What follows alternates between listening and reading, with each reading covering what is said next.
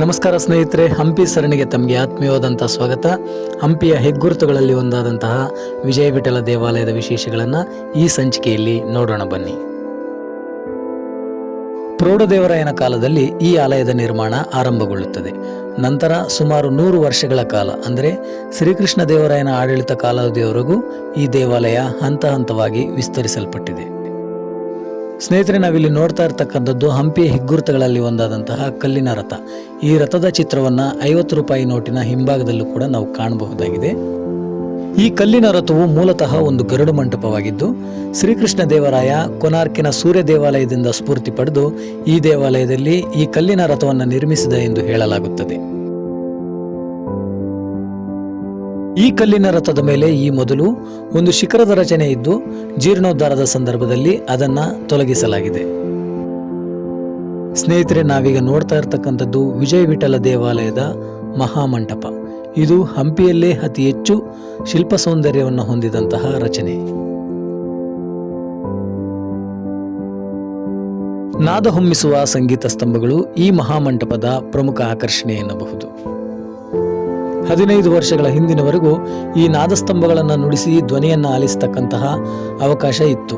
ಆದರೆ ಈಗ ಸ್ಮಾರಕ ಸಂರಕ್ಷಣೆಯ ದೃಷ್ಟಿಯಿಂದ ಪ್ರವಾಸಿಗರ ಪ್ರವೇಶವನ್ನು ಈ ಸ್ಥಳಕ್ಕೆ ನಿರ್ಬಂಧಿಸಲಾಗಿದೆ.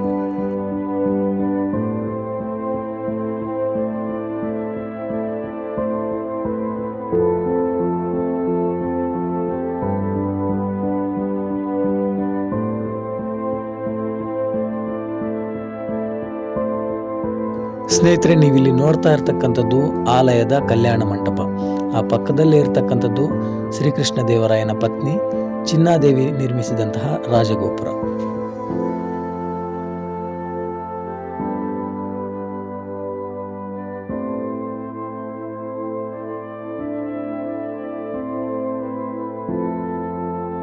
ಸ್ನೇಹಿತರೆ, ನಾವೀಗ ದೇವಾಲಯದ ಒಳಭಾಗದಲ್ಲಿದ್ದೇವೆ.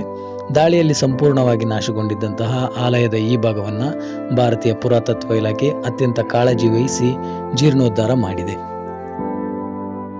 ಎಲ್ಲ ಆಲಯಗಳಂತೆ ಈ ದೇವಾಲಯದಲ್ಲೂ ಕೂಡ ಗರ್ಭಗೃಹ ಪ್ರವೇಶ ದ್ವಾರದ ಎರಡೂ ಬದಿಗಳಲ್ಲಿ ದ್ವಾರಪಾಲಕ ವಿಗ್ರಹಗಳನ್ನು ಕಾಣಬಹುದಾಗಿದೆ. ಆದರೆ ಈ ಆಲಯದಲ್ಲಿ ಒಂದೇ ಒಂದು ವಿಗ್ರಹವಿದ್ದು, ಮತ್ತೊಂದು ವಿಗ್ರಹ ಬಹುಮನಿಗಳ ದಾಳಿಯಲ್ಲಿ ಸಂಪೂರ್ಣವಾಗಿ ನಾಶವಾಗಿದೆ.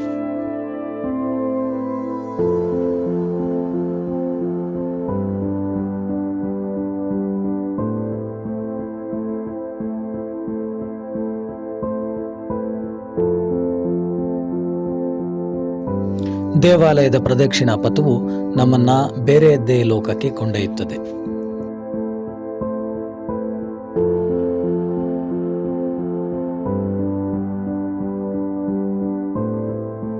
ಪ್ರದಕ್ಷಿಣಾ ಪಥವು ಆಲಯಕ್ಕಿಂತ ತುಂಬ ತಗ್ಗಿನಲ್ಲಿ ನಿರ್ಮಾಣ ಮಾಡಲಾಗಿದೆ.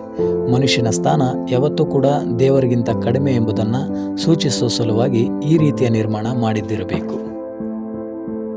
ಬೆಳಕಿನ ವ್ಯವಸ್ಥೆಗಾಗಿ ಮೇಲ್ಭಾಗದಲ್ಲಿ ಕಿಂಡಿಗಳ ವ್ಯವಸ್ಥೆಯನ್ನು ನಾವು ಕಾಣಬಹುದಾಗಿದೆ.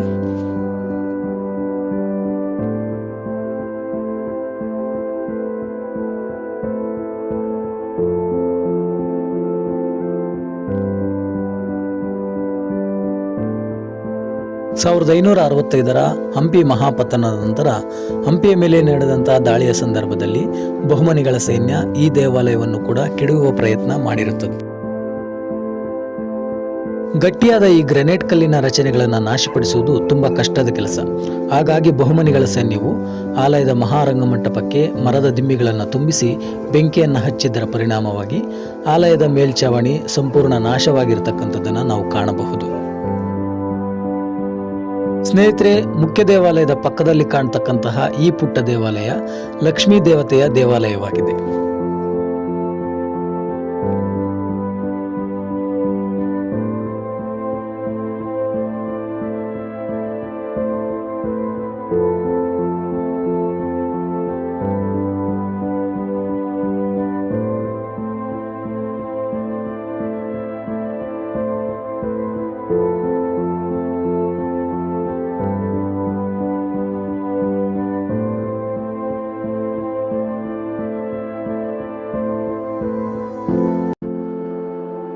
ಆಲಯ ಪ್ರವೇಶ ದ್ವಾರದ ಬಲಭಾಗಕ್ಕೆ ಒಂದು ಉತ್ಸವ ಮಂಟಪ ಕಂಡುಬರುತ್ತದೆ.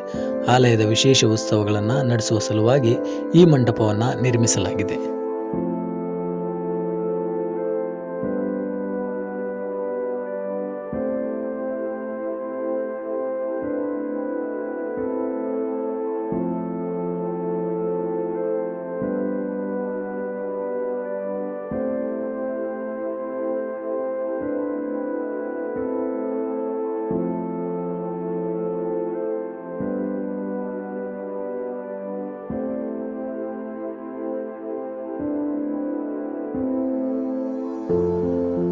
ಪ್ರವೇಶ ದ್ವಾರದ ಎಡಭಾಗದಲ್ಲಿ ಕಂಡುಬರತಕ್ಕಂಥ ಮತ್ತೊಂದು ಮಂಟಪವೇ ಕಲ್ಯಾಣ ಮಂಟಪ. ಈ ಕಲ್ಯಾಣ ಮಂಟಪವು ವಿಠಲ ದೇವರ ಕಲ್ಯಾಣೋತ್ಸವವನ್ನು ನಿರ್ವಹಿಸುವ ಸಲುವಾಗಿ ನಿರ್ಮಿಸಲಾದಂತಹ ಮಂಟಪವಾಗಿದ್ದು, ಸೊಗಸಾದಂತಹ ಕಂಬದ ಕೆತ್ತನೆಗಳನ್ನು ಒಳಗೊಂಡಿದೆ.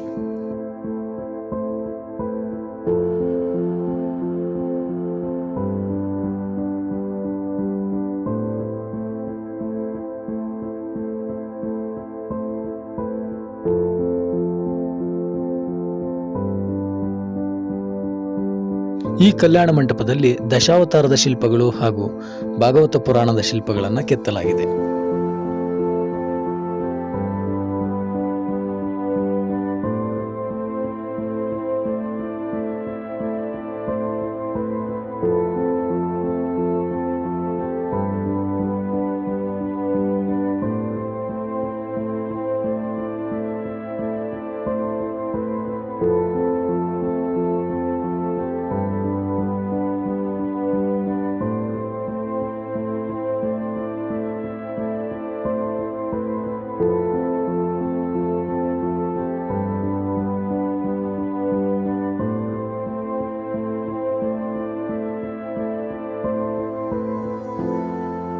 ರಾಮಾಯಣಕ್ಕೆ ಸಂಬಂಧಿಸಿದಂಥ ಶಿಲ್ಪಗಳ ಕೆತ್ತನೆಯು ಈ ಕಲ್ಯಾಣ ಮಂಟಪದ ಪ್ರಮುಖ ಆಕರ್ಷಣೆ ಎನ್ನಬಹುದು.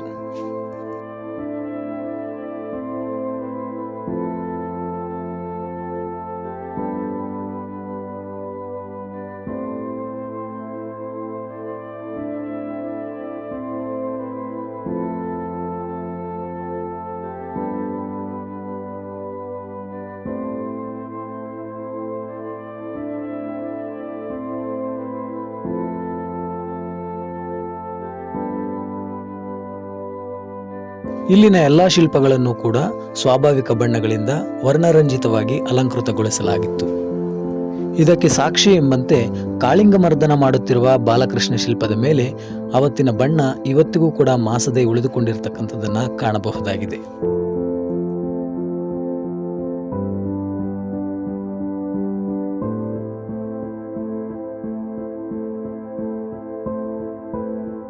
ಸ್ನೇಹಿತರೆ, ನಾವೀಗ ರಾಮಾಯಣದ ವಿಶೇಷ ಕೆತ್ತನೆಗಳನ್ನು ನೋಡ್ತಾ ಇದ್ದೇವೆ.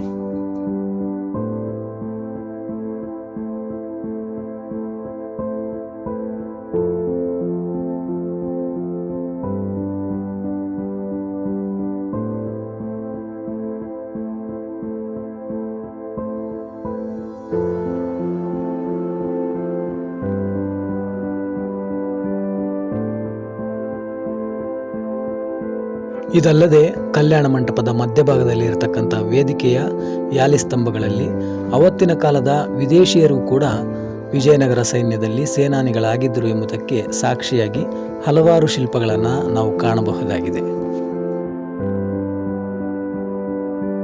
ವೇದಿಕೆಯ ಮಧ್ಯಭಾಗದ ಮೇಲ್ಛಾವಣಿಯ ವಿನ್ಯಾಸವು ಕಮಲದ ಮೊಗ್ಗಿನ ಆಕಾರವನ್ನು ಹೋಲುತ್ತದೆ.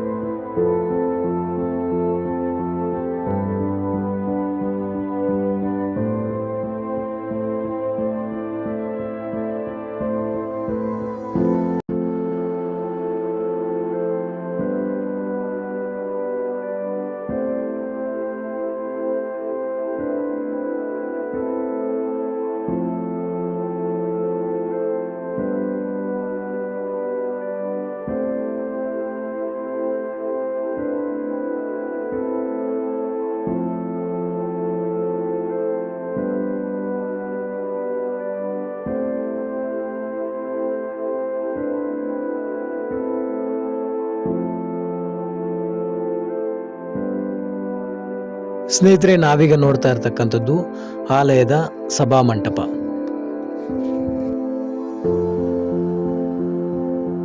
ಈ ಸಭಾಮಂಟಪದಲ್ಲಿ ಧಾರ್ಮಿಕ ನಿರ್ಣಯಗಳನ್ನು ಕೈಗೊಳ್ಳುವ ಜೊತೆಗೆ ಧಾರ್ಮಿಕ ಪ್ರವಚನಗಳನ್ನು ಕೂಡ ಆ ಕಾಲಘಟ್ಟದಲ್ಲಿ ಆಯೋಜಿಸಲಾಗುತ್ತಿತ್ತು. ಸಭಾಮಂಟಪದ ಮೇಲ್ಛಾವಣಿಯು ಅತ್ಯಂತ ಆಕರ್ಷಕವಾಗಿದ್ದು ಅವತ್ತಿನ ಶಿಲ್ಪಕಲಾ ನೈಪುಣ್ಯಕ್ಕೆ ಸಾಕ್ಷಿಯಾಗಿ ನಿಲ್ಲುತ್ತದೆ.